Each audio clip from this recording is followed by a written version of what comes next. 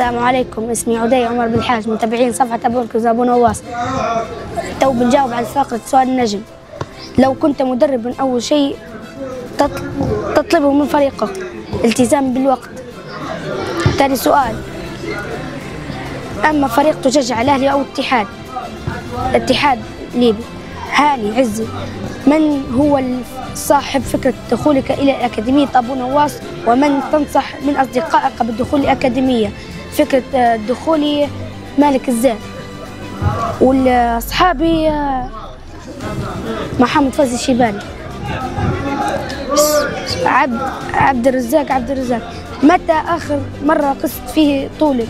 لها 6 شهور. عمر بالحاج، ما هو اللاعب التي تعتبره قدوتك في الملعب؟ طارق التاي. فتحي البصير، نادي أبو نواس تشوف فيه أفضل نادي في الناشئين؟ نعم. طارق عبشة، من صديق لك تتمنى ينضم إلى أكاديمية أبو نواس ولا يتدرب في الأكاديمية ربما يتشاهدك؟ محمد فوزي الشيباني، شني تشوف روحك بعد 15 سنة؟ بإذن الله في نادي كبير. أنس بوسافي، وين تشوف روحك بعد 10 سنين؟ تشوف روحي في نادي كبير مثل زي الاتحاد. مني أفضل حارس في مركز أبو نواس؟ معاذ أبو خطيب. اسمك حلو، من اختاره؟ ربي يحفظك. أبوي، ربي يحفظك يا رب. كيف تشوف روحك في المستقبل كلاعب كرة في ليبيا؟ تشوف روحي فين دي كبيرة؟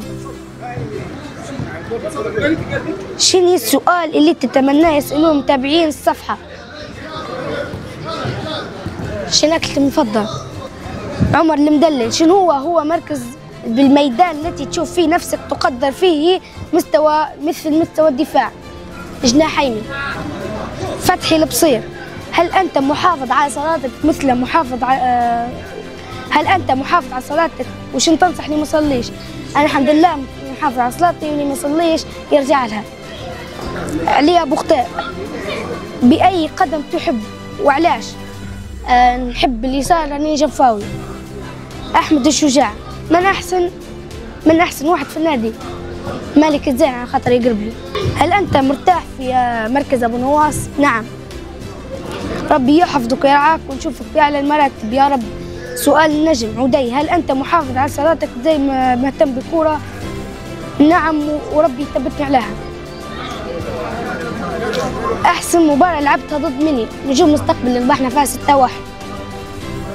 علي الرمالي، ما هو قدوتك في كرة القدم؟ نونو مندش، لأني أنا نفسي إياه في نفس المركز. استنونا مع لاعب ثاني في منصة نجومنا على فقرة سؤال النجم.